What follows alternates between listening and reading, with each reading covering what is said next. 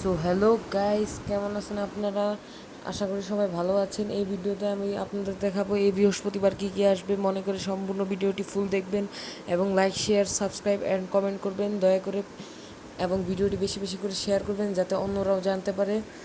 আর এখানে আমি স্ক্রিনের উপর সব কিছুর ছবি দিব যে কী কী আসবে এবার। মনোযোগ ভালোভাবে দেখতে থাকেন গাইজ। এখন আমি ছবি দিতে যাচ্ছি।